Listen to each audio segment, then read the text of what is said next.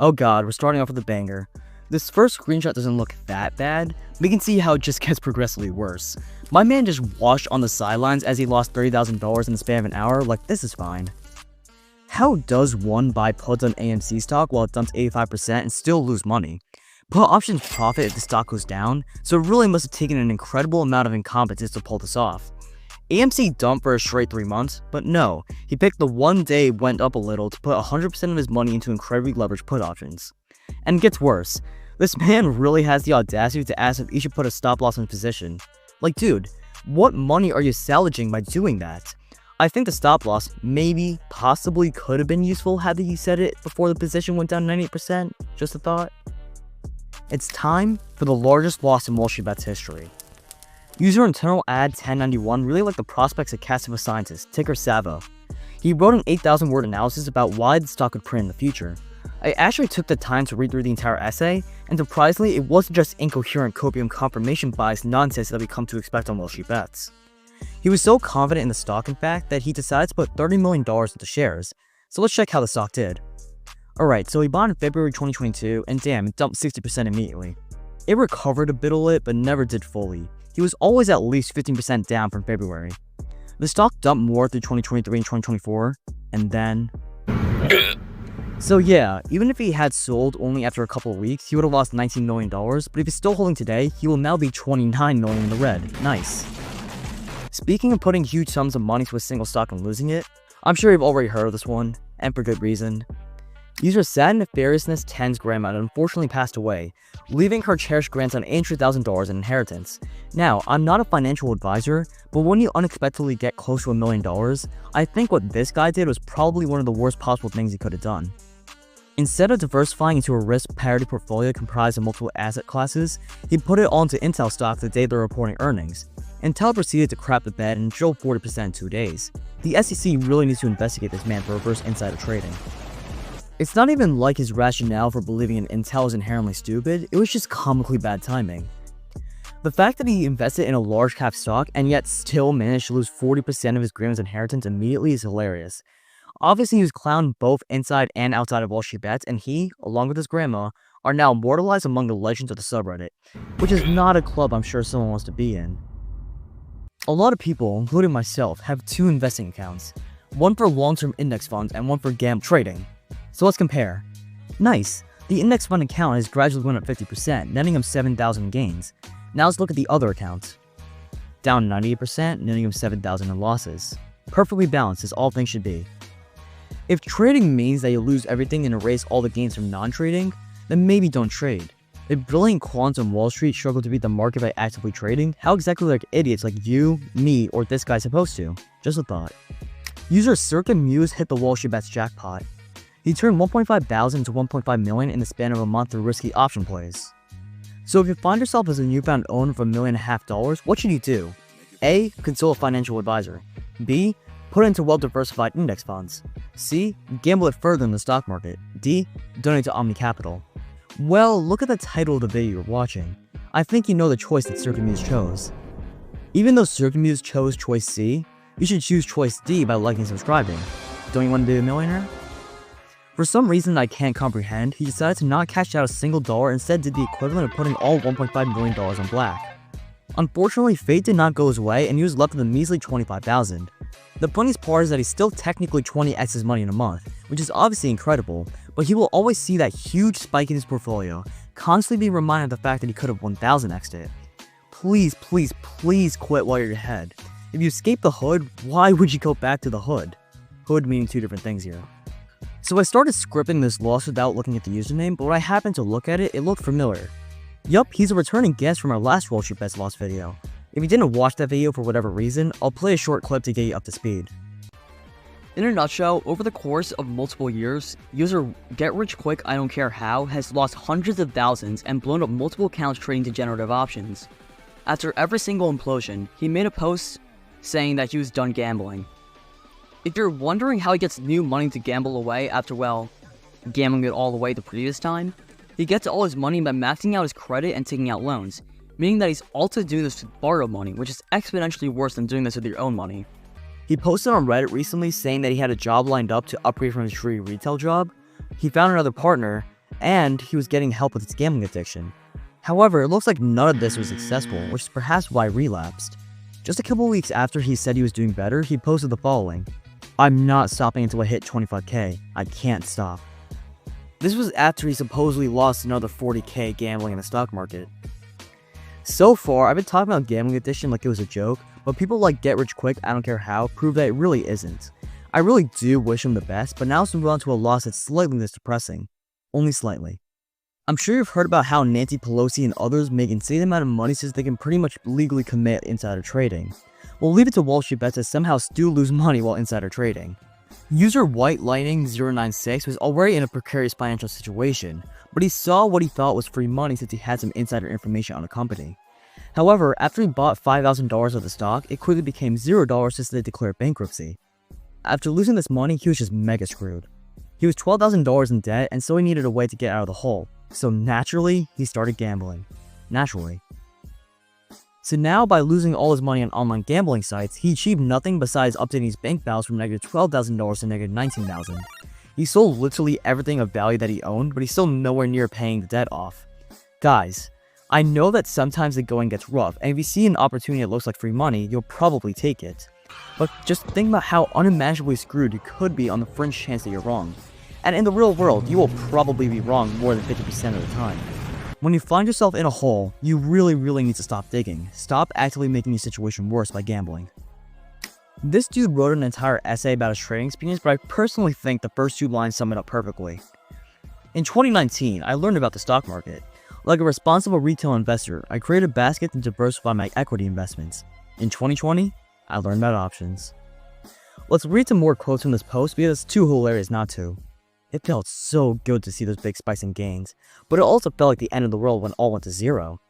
For some reason, I always came back. I tasted the forbidden fruit and was addicted.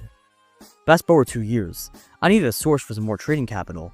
I sold my house and car, maxed out credit cards, borrowed from the bank and lenders. I lied to family and friends just to get money, and worked odd jobs that were shameful. My wife, who had been with for 12 years, left me.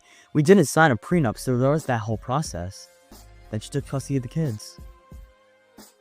Guys, I understand all the technical analysis, indicators, price action, gamma exposure, OI, risk-free interest, blah blah blah. I know it all. What made me lose it all wasn't my understanding of the markets. It was my ego, my greed, and lack of discipline, my psyche. So clearly he's at rock bottom. You would think that after losing his wife and kids, he would realize that there was something wrong with what he was doing. But no. He vowed to continue gambling away the last $11,000 he made in hopes of getting back to $1 million because he apparently studied 2 years in mastering the market. Because his expertise over the financial markets really netted him a lot of gains over the past 2 years. I'm not going to make a joke about the clear gambling addiction, but I'm just confused about something. He said that, quote, "It felt so good to see those big spikes in gains." He had literally one gain a couple months ago, but besides that, it was just a straight line down. So I'm really not sure what he's even referring to. To some of you youngins watching this video, there used to be a time where Nvidia wasn't king. Back in my day, Western Europe was busy exploiting the hell out of the rest of the world, so the people living there threw their money at any company that's doing said exploiting. I love capitalism. Issac Newton was one of these people. After seeing how well the South Sea company was doing, he decided to invest in it, and he ended up tripling his money and sold for a huge gain. But then, the stock kept on going up. He saw all his friends making fortunes, and then he thought to himself, damn, this company doesn't stop printing money. I should get back into this. And so he did. And then the stock proceeded to crash back to the core of the earth. You could say that I experienced a lot of gravity. Whether it's 1720 or 2020, pure primal greed always runs through the veins of humans. I don't care if you're a WallStreetBets degenerate or one of the most brilliant scientists to walk the earth, people will always bend over backwards for the mere prospect of some dollar signs. Newton later said, "I can calculate the motions of the heavenly bodies, but not the madness of the people," in reference to his loss. Me too, Isaac. Me too. User Arbitrage Dash had what can only be described as a severe and continuous lapse in judgment, burning away an impressive 63% of his portfolio in 11 whole minutes. Nvidia had pumped the previous day, and so Arbitrage hoped that the bullish momentum would continue. Nvidia started dumping at the opening bell, so he got greedy and bought calls for profit off a potential quick rebound, but it kept dumping, and so he doubled down. But it kept dumping, so he tripled down, but it kept dumping, so he quadrupled down. In the aftermath, his account was down a whopping 63%.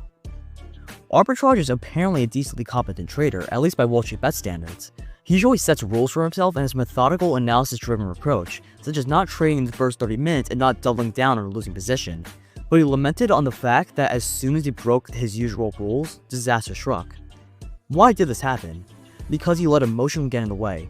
Investing is really one of those things in life that you need to be completely rational about. You can't let emotions cloud your judgment. Feelings such as fear, greed, or anger can lead to you doing things that can and will lead to a catastrophe. Oh wait, that's the title of the video.